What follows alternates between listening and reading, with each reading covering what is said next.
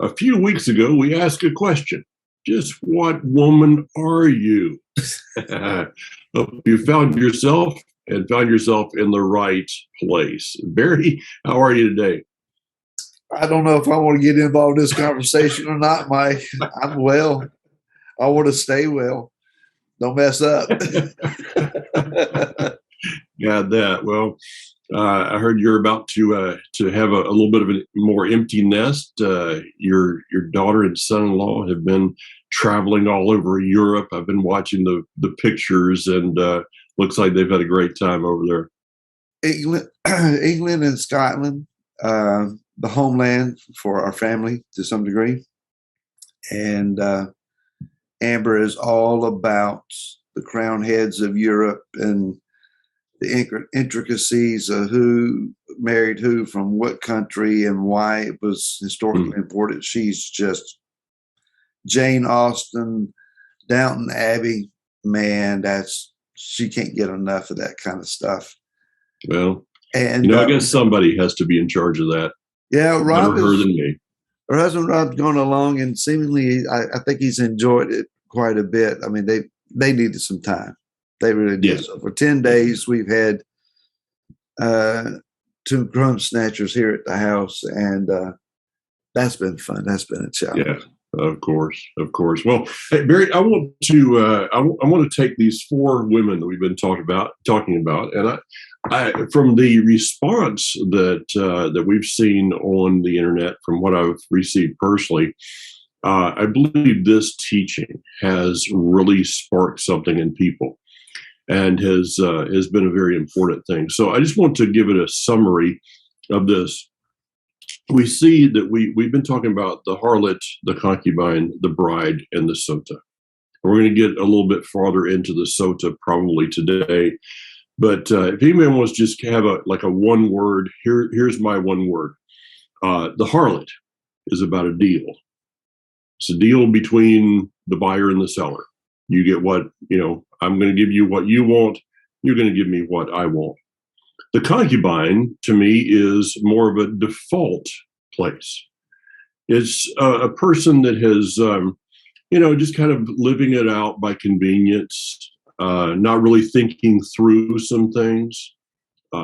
You've got a relationship, but that relationship is maybe not as important to you as what you would like others to believe it to be. And so it's kind of that default issue. Let me give you an example. The other day, I was playing golf with some friends, and I got there a little bit late, so I caught up with them, and a couple of them kind of jokingly said, "Hey, Mike, happy Easter." Well, they know I don't do Easter. And so I kind of walked through that a little bit. And I was with one of the guys who is a Southern Baptist. Of course, he didn't show up to church on Easter Sunday, so I don't know what that means. But we started talking a little bit, and I said, well, how do you get 3 days and 3 nights between Friday and Sunday? He looked at me like a cow looking at a new gate and said, I've never thought about that. Well, I'm looking forward to another conversation with him. Yeah. It's not that he doesn't have a relationship. I'm not questioning that, but it's just kind of a default place of not thinking through some things that could make you into a status of a bride, which is about desire. The bride has an incredible desire for the person of the bridegroom, to please that person, to find out what that person likes and doesn't like, and to mold their life into the life of the bridegroom. The other one is the Sotah, which is the one who has had bride status, but here's the word, has been disenchanted for one reason or another with the relationship. Your thoughts on that, Barry?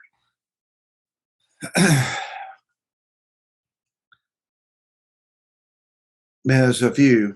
I was thinking, and I see the D word pattern there. I was going to go with distracted one Yeah. who has been distracted by what seems to be a more enjoyable offer. You know, Mike, when we go through this particular section of the Torah every year, and we describe the situation that this woman finds herself in of being accused by a jealous husband of being unfaithful, and she needs to go through this degrading process of letting down her hair, which culturally she would only do for her husband. Mm-hmm. But I guess her husband is in a jealous rage, is saying, well, if you've let it down for somebody other than me once, letting it down in front of the priest shouldn't be a problem for you. So the husband is suspicious and angry. The woman is angry that she's being accused, especially if she's wrongly accused, even though she has aroused her husband's jealousy. The one top question that always gets asked, the man that she was accused of being with seems like he gets off scot-free and has no consequences. Mm-hmm. So if we bring this into application to the body of Mashiach, for the bride of Messiah to have a segment within it that, as you say, becomes disenchanted, where is his returning? I've heard about it. Things have gone awry in the world, and I'm afraid, I'm concerned, I'm alarmed, and it doesn't seem that anything is changing. Mm-hmm.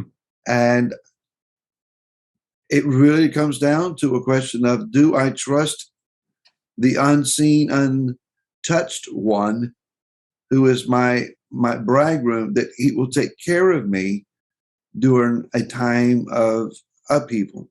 Can I trust him for that? Or am I going to embrace one that is offering me tangible security here and now? Mm-hmm. Our L is a jealous L. Mm-hmm. So she's become disenchanted with the availability of her husband, it would seem. But what about the one that she's seeking to embrace? The rabbis, at least, suggest that whatever punishment she receives, if she dies because of drinking bitter waters and she's guilty, he dies as well. Mm. That if she's proven innocent, he will be proven innocent. Okay. If her husband divorces her because she refuses to drink the waters, then he himself, the other person, will likewise suffer some sort of like calamity. Okay. So there's a theological spiel on where you were going, where you want to cut that up. Yeah, all over the place there. So we figured out the origin of the saying, you're going to go let your hair down. It's been, I guess people have said, well, I'm going to go relax. Well, that may not be the right connotation for this thing. So what I see is the Sotah in her in her waiting. And I think this is maybe the number one, at least to me. This is the number one place, the number one trap that the Sotah finds herself in, is her desire is not great enough to overcome her waiting. It would be as a husband that's on a business trip and says, I've been delayed and I won't be there for another week. Well, I've waited this long and I'm just really tired of waiting. I saw you kind of a thought there. Go ahead. Yeah, and just the impact of what you said kind of just hit my spirit a bit. But as you were saying, a thought that was running through my mind is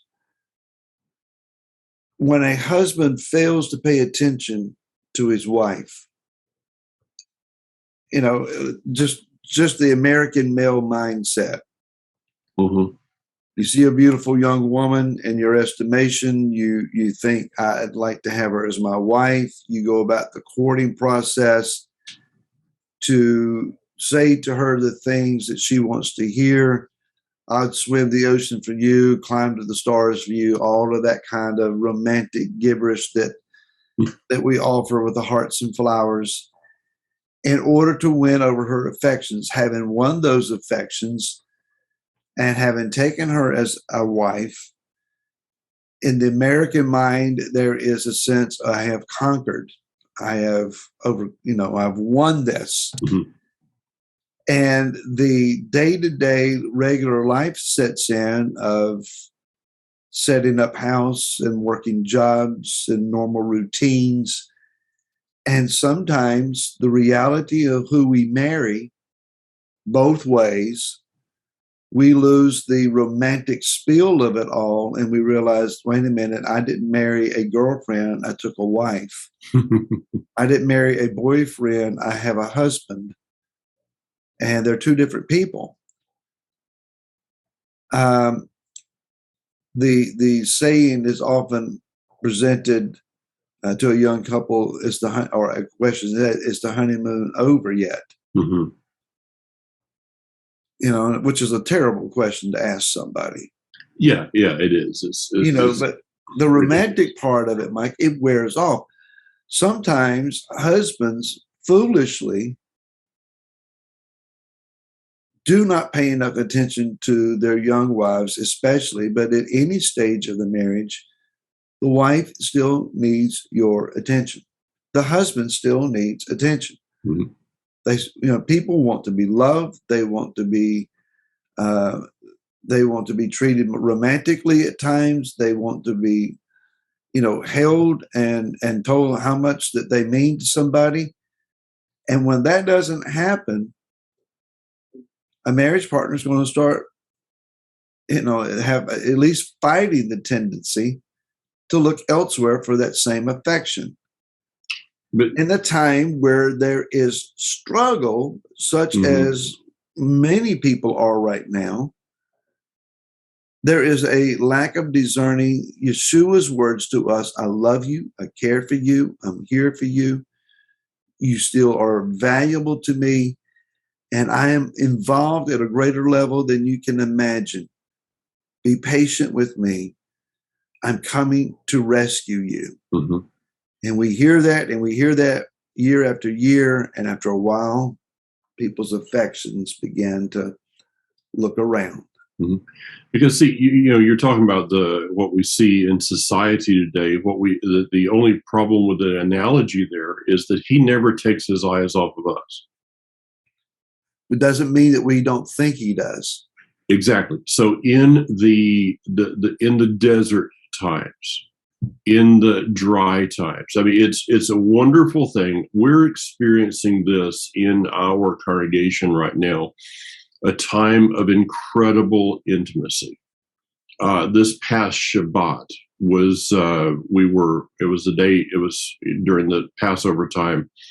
And we had, I called you and talked to you about it. I said it was of the level of that infamous meeting that we were at Freedom Tabernacle there in Gloucester. Me and you. There was, I would say, almost a visible cloud that was there in the room. One of the people who I trust deeply said that they actually saw a cloud that was, and it's interesting because they said a purplish cloud. And our logo for Life Assembly, the back of it is a cloud. I never had thought about that. It was the person that put it together, put this cloud, and it's a purplish cloud. And I got my phone out, I turned around, I said, oh, like this? And they were like gasping, We are experiencing a place of an incredible intimacy right now. But the test will be if that is pulled back a little bit, that it's easy to have the commitment, have the conviction, have all of those things when the cloud is in your midst. But as with Hosea and Gomer, because Gomer was likened, and people can go back and read the first couple of chapters of Hosea. Gomer had this tendency of a Sotah relationship, of unfaithfulness. And Hosea actually said to her, I'm going to bring you back. I'm going to bring you back to myself, but I'm going to seclude you for a time. And in fact, I'm going to pull my presence, my intimacy away from you for a time. So the testing is in the times that we don't see and feel, and if our whole relationship is based upon emotion, it's like the honeymoon is about emotion. It's about feeling. The marriage is about the commitment when they don't know how to put toilet paper on a roll, as we talked about a couple of weeks ago. Okay. So this is the test will be, and I'm speaking to those as, for our congregation, the test will be the Shabbat that we don't feel that intimacy. The Shabbat that there's no tears in the room. The Shabbat that is like, what did we do wrong? We may have done nothing wrong. But the test was, I'm just going to draw back for a moment to see if your desire is truly for me or your desire is for your own emotions. Man, I'm thinking, Mike, of those that that have been in the midst of revival. I think back to the years in the mid 90s when the outpouring was taking place down in Florida. Yeah. And it lasted similarly in our congregation in Gloucester for about 6 months. And as powerfully as it showed up, it dramatically shut off. It's like someone just pulled the plug. One service, it was dramatic, overwhelming. The next one and everything after that, we were looking around. Where did that go? And can we catch it and get it back? We spent years praying for its return. There are times that we get phone calls here. This one can't come, this Shabbat, that one can't come. And there are times that Laura says, why don't we just stay home then? And oftentimes my response is because there are those that will be there, and I will be there because it's my job and it's my role and it's what I'm supposed to do. And I have, in my mind, that's what I'm supposed to do, whether it's for, one or two families or for everybody. When everybody's there and the room's packed and the worship's high and the flow is great and people are engaged, it's an incredible experience. It's a wonderful, wonderful experience. When it's just a small handful, it can be equally as engaging, Mike. It just takes more effort at times. That's why you said we're two or more gathered. Yeah, you said you should, because it's your job. I would question that. I'd question your wording there. It's who I am. It's more. It's your calling. Yes. Okay. Okay. It's your calling. It's who you are that makes you show up. And when the people in the room those that are not in, in worship leadership roles or doing this but the just the person that's there for the Shabbat service, when they understand that their place is also their calling, then all the other things, it's like, wait a minute, my calling is to meet with him, whether I'm a crying mess in the corner or not. My calling is to be there, to be part of the experience of meeting with him on the way to our destination of meeting with him. Let me put it this way, Barry. A husband or a to-be bride and bridegroom, they have a date set somewhere in the future for a wedding. They then schedule a rehearsal. What would be the attitude of the bridegroom if the bride decided not to show up for the rehearsal? I mean, how he'd probably go, wow, her commitment level's not really great. Now, the rehearsal, you're not going to have the emotions and feelings of the wedding and beyond family show. It's just going to be the walking through the stuff. This is how you walk. This is what you say. This is where you stand. Let's go have a meal. Okay. It's just, and then you go home back to separate houses. Okay. And so the wedding rehearsal is not that fun. I've never been to one that it was like, wow, I can't wait to get to the rehearsal. No, they're a drag. But it is part of the process.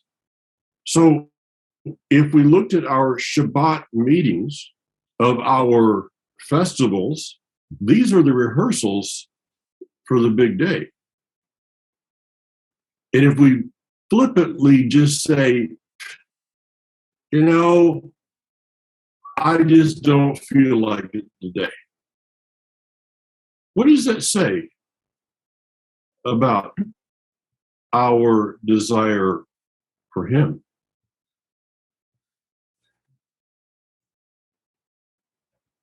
Well, it says that we're casual about it at least, and our overall long-term commitment could be challenged easily.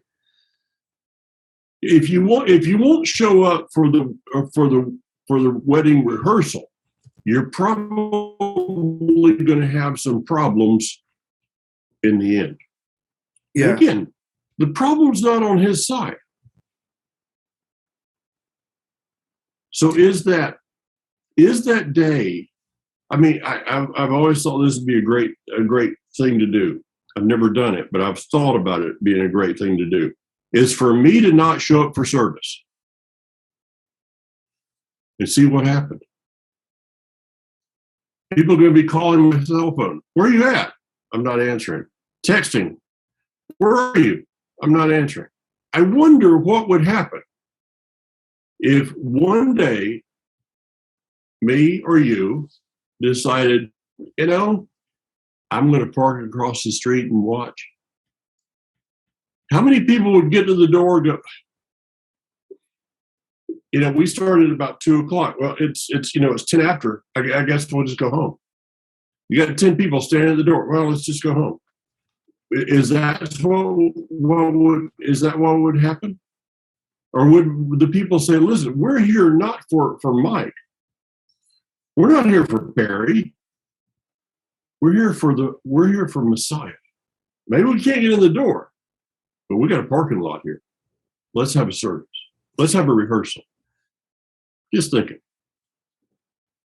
Well, and there are times that lack of attendance is due to lack of commitment. There are times, obviously, stuff happens. You're not in town. You're sick, etc. Yeah. There are legitimate reasons. Mike, I'm thinking of more along the lines at this point of those that are chasing the intimacy, as you were describing, and that's all that they want. If it's not hearts and flowers, then they don't know how to live the day to day. Yes, guys, take a hint. Every once in a while, bring flowers home for your wife. Do something nice, unexpected, just because. It would go a long ways in helping your relationship. But neither get upset because your wife doesn't do something special for you. There are days that you pray and heaven falls down in your lap. There are days you pray and the heavens sound like brass, but you pray. There are days that you rejoice and worship becomes ecstatic and overwhelming. Other times you sing songs to the ceiling. Been there. I've done that. Yeah. Faithfulness. Considering your expectation to always be legitimate. I read a report years ago that said the number one cause of marriage failure is unrealized expectations, where spousal members of husband and wife go into a marriage relationship with certain expectations, and when their marriage partner does not meet those expectations sufficiently, the frustration and disappointment causes a wedge. And, everybody, it can be as simple as we're going to have a vacation. It's just going to be me and you. We're just going to, we're going to the beach or the mountains, and it's going to be us. And you have in your mind, yes, you've agreed. There's certain things you want to do, go to a vineyard or go to a whatever. And there's certain things you're wanting to do. In the husband's mind, he's got this thing working, and it'll play out like this and like this. And she's thinking like that, like that. If it doesn't happen, where there's a lot of chatter and engaging talk going to the vacation and excitement, if it doesn't, if the expectations are not met, there's quiet in the vehicle going home. Yeah. And it's a bust. If you meet the expectations, you're already on the way home. You're planning for next year. The same thing happens spiritually. We have these expectations, and we almost demand Messiah meet those expectations to keep us enthralled and engaged and a part of things until he returns. There is going to be tests. There are going to be times. There are going to be people. Anybody can serve Messiah if it wasn't for the other people. So we think, no, it's not other people. It's us. Look in the mirror. There's the person you need to deal with. Mm-hmm. And it comes down to this, Mike. In the middle of everything, we forget who the bridegroom is. The Sotah, if she really knew who her husband was, no one else could catch her eye. True. No one else could True. say what they thought she wanted to hear that would mean anything to her. We have to keep our eyes on the prize of Messiah. Yeah. Knowing him is our answer. Yeah. And let's face it, Barry, expectations are about me.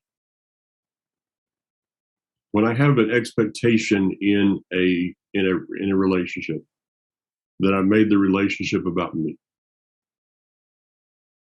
To have no expectations in a relationship is to make the relationship about another person. Huh? There's this thing, and I think that Christianity maybe has, we had the church services and all the emotional upheaval of those things, and maybe some of that's been brought over into this walk. But we have a walk that is in the footsteps of Abraham, our father Abraham. I don't see him as having the weekly Holy Spirit goosebumps. He didn't need the voice from the heavens on the weekly basis. He just walked out his life of commitment day by day from place to place, trying to find his destination along the way. I was reminded as we were talking, old song that I love.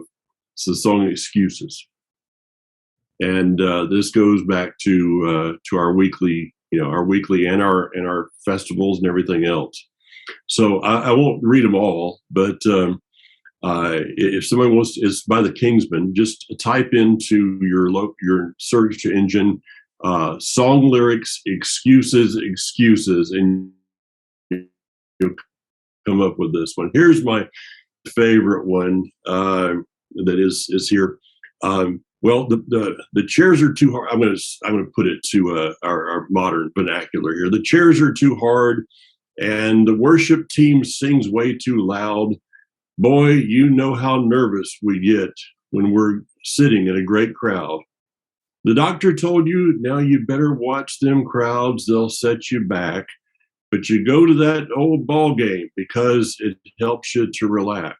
Well, a headache Saturday morning and a backache Saturday night. But by work time Monday morning, you're feeling quite all right. Well, one of the children has a cold pneumonia. Do you suppose why the whole family had to stay home just to blow that poor kid's nose? Yes, I remember that line. Folks, let's don't make excuses. There's 4 women that we've talked about in Scripture. There's only one that we should strive to be. May we be the bride of Mashiach. And that's from someone who never wants to be in touch with their feminine side. So, just saying. I hope that this course of study and discussion has been beneficial and encouraging, enlightening to those who have watched. Thank you for those who have made comments, for the great increase in viewership, and for obviously then those that have shared with friends, family on your social media and encouraged others to watch. And again, if you have questions on this or comments, we'd love to hear them and have you be a part of this conversation. So watching the video, just leave us a line. Mm-hmm. And for Mike Clayton and myself, thanks for watching Foundations for Life all along. And we'll see you again next week. Shalom, everyone. Shalom.